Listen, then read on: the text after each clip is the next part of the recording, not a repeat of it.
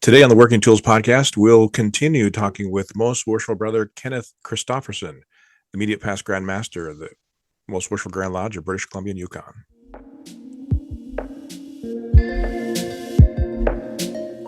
Ladies and gentlemen, brethren all, welcome to the Working Tools podcast, a casual conversation around Freemasonry. First, it's important to note that our thoughts and opinions are our own and do not reflect those of our Grand Lodge or respective craft or concordant bodies. Please connect with us and ask questions via our website at theworkingtoolspodcast.com. Welcome back, everyone. I'm David Colbeth with King Solomon Lodge number 60 in Auburn. We're joined again by our full staff of hosts, Right Worshipful Brother Stephen Chung from Prince Charles Lodge number 153 in Kelowna, British Columbia. Brother Craig Graham of Kalamalka Lodge number 160 in Vernon, and Very Worshipful Brother Zane McCune of Verity Lodge number 59 in Kent. And welcome back again, Most Worshipful Brother Kenneth. We really appreciate you joining us again on our humble show. My pleasure. We were talking at the end of the last show about some really neat things that you're doing in British Columbia and Yukon, and the idea of the four big programs that you mentioned, the planning and guarding the West Gate and such. Can you dive into those a little bit more and talk about those programs? Yeah, the 6-step program, the Guarding the West Gate program, has been around for a number of years. We believe it has had a significant impact on the quality of men that have come into our Freemasonry. So that's kind of a rock solid program. The next one's the path for the entered apprentice, or for the new Mason, is important. It's about taking the Mason through the degrees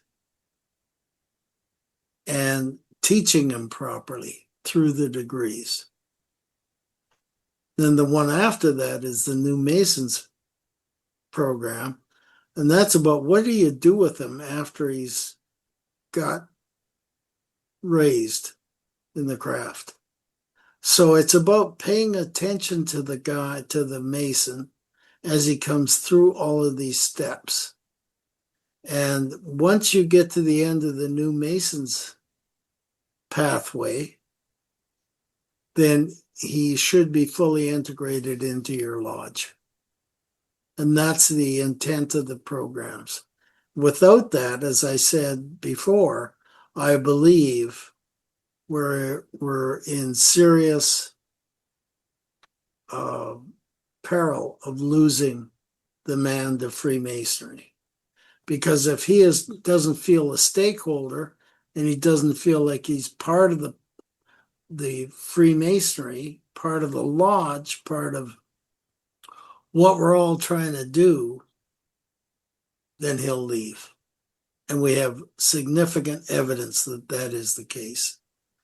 Once he's past that threshold, we have significant statistics that say he'll be a Freemason for life unless something else comes along to get in the way.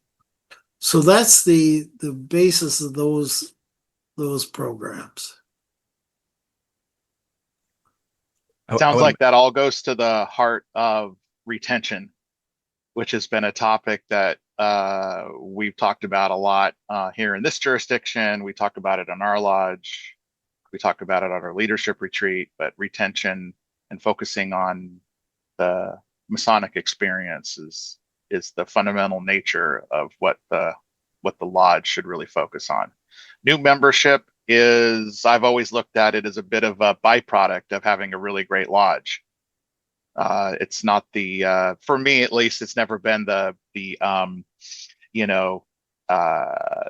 most important metric in whether or not a lodge is doing really well. It's what kind of an experience does the Mason have, and are you retaining those new members? Is the hallmark of a really great lodge. I agree. I can tell you I was the chairman of the membership committee for a number of years in British Columbia and Yukon. And I ran a lot of different statistical analysis. And since we had 26,000 members in British Columbia and Yukon in the mid 60s. And as we declined 10% a year, and almost in the last 10 years, 50, no longer than that, 20 years, we brought in more Masons than we lost. But we didn't keep them. So there is the message. You got to have the meat in the sandwich. You got to have the fellowship. You got to have the connection. You got to make them part of the craft. You got to, because the craft is always pure. Doesn't matter what you do, the craft is pure. It's there. It's for us to have. It's for us to become better men. As Steve says, we don't make better men. The craft makes better men. So Freemasonry is there, but somehow you have to make it real, because we've never had a problem with recruitment. We've had a problem with keeping them in the craft.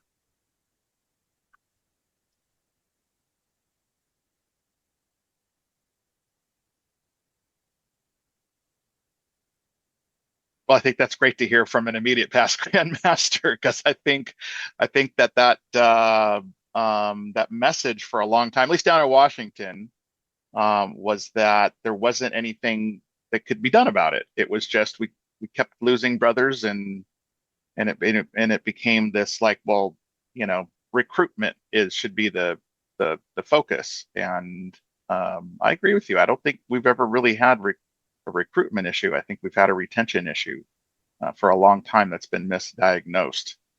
And what you're saying, I think, sounds like some of the lodges have, kind of figured that out and are doing something about that. Those that choose to do something about that are able to mitigate the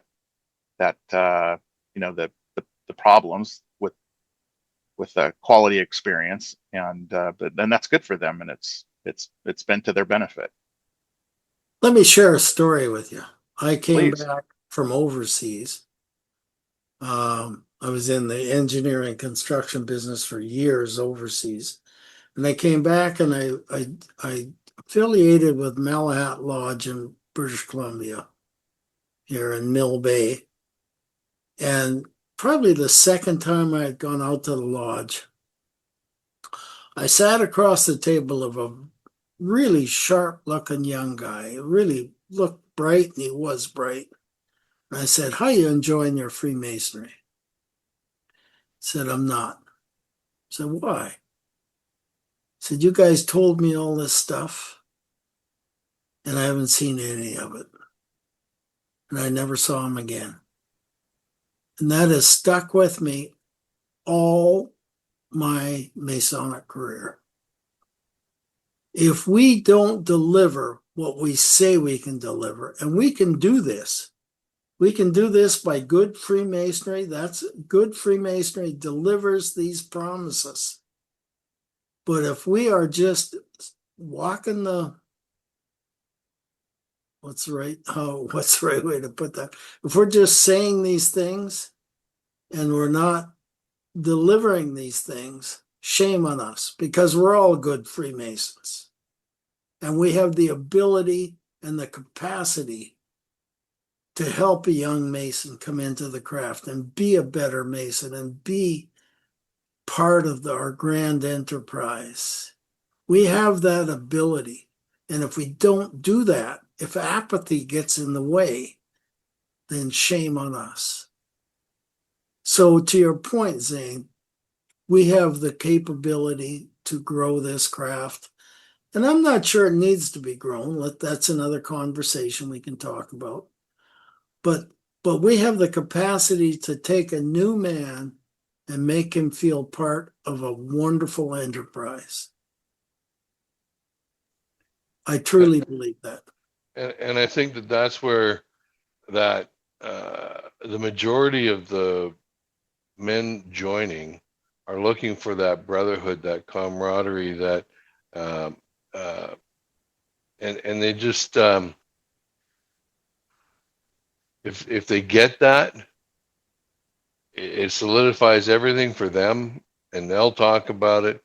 And when they're leaving work and doing these other things in life, and they're leaving this to go and do another Masonic event, the people ask questions, and well, what are you doing? Where are you going? Right. So I think that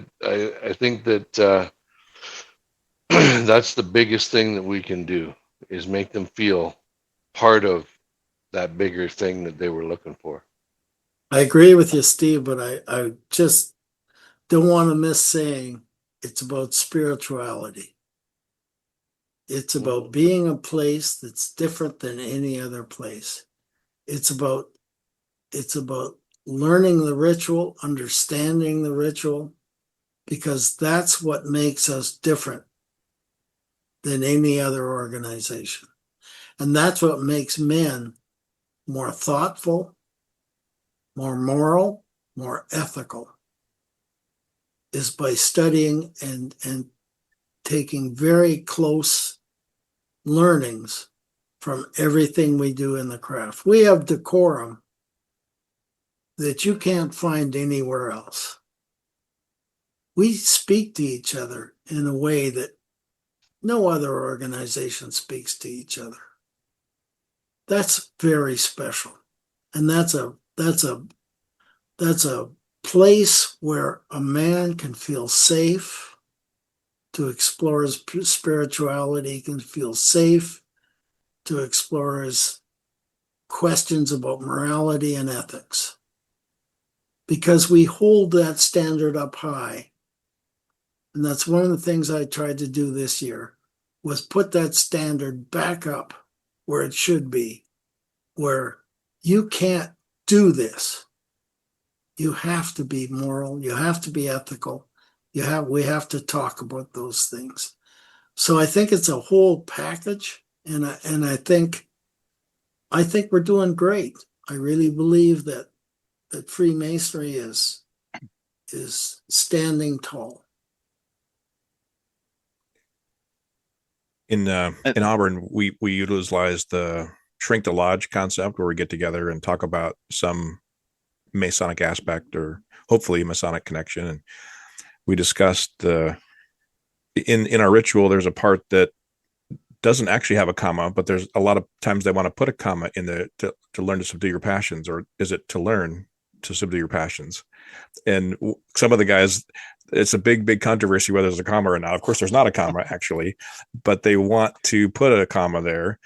And so some of the guys are immediately bristled. But then what I wanted to talk about was not so much, we often think about subduing our passions and tamping ourselves down and making sure we keep ourselves within that circle. And what is the circle? It's the Masons or Lodge or whatever. But I said, I think we forget about a piece of it that talks about the circle that necessarily touches upon. It was actually a talk about St. John's as well, but we necessarily touch upon those lines. And so is it possible that we're also not expanding our thoughts and our passions enough to be excited, like Steve said, to make the image say, oh, we're excited about going to a meeting on Thursday night in our tux. And they're like, what do you mean you're excited about getting in a suit and tux to go to a stuffy meeting on Thursday night? Yeah, it's incredible. We have these conversations and deep connections with each other as brothers. It's a really, really amazing. And one of our brand new fellow crafts, he had a great insight that he said, yeah, we're actually charged with making ourselves better and expanding ourselves. And it was awesome how he related it exactly, the idea that yes, those are due bounds that we shouldn't go beyond in our moral compasses, but it's also boundaries that we should strive for. So I thought that was interesting. Absolutely. The real gold is the one we talk about it. Just talk about it, because it doesn't get talked about anywhere else, right, except in a Masonic lodge. Right. very unique in that way. Yeah. Something else we added this time, I stole from the Rainbow Girls. I don't think you have Rainbow for Girls in British Columbia, Yukon, but I wish we did. yeah. I think the Jobies might do it as well, but at the end of their Yeah. meetings, they often do a thing called Sunshine and Rain, where they talk about something that's fun happening in their life and maybe something that's not so fun. A lot of times it's, I'm excited that school's almost over for the summer, and then otherwise, I got a test on Friday. That's the rain, some kind of silly. But I stole the sunshine piece and I said, brothers, I'd like to have each of us go around the room and say something that we're excited about.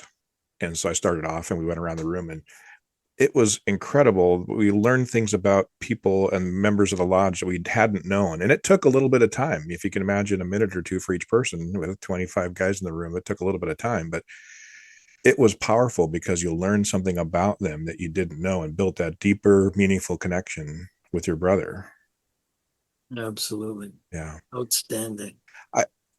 I really, really like your program's idea, especially I'm pretty logical, thought-provoking, how it's step by step. It kind of answers the question of what's next in the masonry. Of course, you got 6 steps, and so there's a process to filter them, so to speak, or they filter themselves, whether they want to become a mason or not. And then you answer that question of what's next. Beyond the initiates and the new member program, I know there's lots and lots of programs out there. Do you have something that says now you're a master mason, you're proficient, other than becoming an officer, what's next in British Columbia and Yukon lodges? Well, my belief is that you need to become an officer. It's part of the growth process. So how you get there and how fast you get there is a personal question. But I believe that you need to go through the chairs, become a full Freemason. And I'm in controversy with that. There's people don't agree with me on that. But I believe that to be the case. And that takes you into the next level of progression, because we are a progressive science. That's the whole idea. If you choose to be an intellect, that's a different path, but it's progressive. But I believe for an ordinary or regular guy to be a full Freemason, he needs to go through and serve the lodge, because we're supposed to be about service. We're not supposed to be about going in and reaping the benefits and do nothing. We're supposed to be about service to the lodge and service to Freemasonry. So I believe an individual, a Mason, should go through the chairs in his own time, in his own way, and then serve as the worshipful master. And then he's not done. He serves as a past master. I believe Freemasonry, the ultimate lesson of Freemasonry, aside from the spiritual lessons, is service. We are meant to be servant leaderships, servant leaders. And that's where I think we get the biggest impact in a man's life, is when he learns the confidence that he comes through the degrees. He sees what's going on in the lodge. He becomes part of that, and he becomes a servant to the lodge, and he becomes the worshipful master of the lodge, and then the ultimate, and by no means the smallest, he becomes the past master of the lodge. That is how Freemasonry is supposed to work. That's my belief. Why, Kenneth, did you find controversy in that? I mean, it makes a lot of sense to me. I believe it. I think it makes sense to the other members of the podcast here. But where did you brush up against others with that? Because there's a number of, I guess, I'm not sure how to, there's brothers that have said, don't force a guy to go into an office. Just let him relax. just let them be there. I know that some of that mindset comes from lodges that are already struggling for membership, and they end up putting in a new master mason right into like a deacon's role, and he's worshipful master in 4 or 5 years, and he's been properly prepared, right? And so I part of my comments in those discussions are around prepare them. Right. We have Ashler College for wardens courses. We have mentors. They say, well, he's not properly prepared. That's because we didn't do our jobs to prepare him. Yeah, I agree with that. We shouldn't try to do it too fast. Freemasonry is not a road race. It's a marathon. We shouldn't try to do it too fast. And that's where I think the past masters come in, and they say, we don't have anybody to fill that chair. We'll all fill that chair. Mm-hmm. Done it before, I'll fill that chair. Yep. So we give these new guys the ability to pace themselves through the chairs. Craig, to answer your question, and I'm going to do it in a roundabout sort of way. Apathy is one of our greatest demons in Freemasonry. And once you slip into a place where you don't have to do anything, apathy takes hold. And then before you know it, you don't bother going out to meetings. And then before you know it, you only go out to it when you feel like it. Somebody else is doing all the work. We need to have everybody engaged. And apathy is not an option. No. Apathy is a disease. Maybe that's the wrong way to put it. I probably could have come up with a better word. Apathy is undermining the craft. We have lodges with 100. We have one lodge in this jurisdiction that has 90 members. They have trouble making a quorum. Mm-hmm. Apathy is something that we need to be seriously concerned about. And that's why I say, I agree with Steve. We shouldn't run these guys through too fast. We should do it in a thoughtful manner, but they should be expected to participate because it's one of our biggest issues.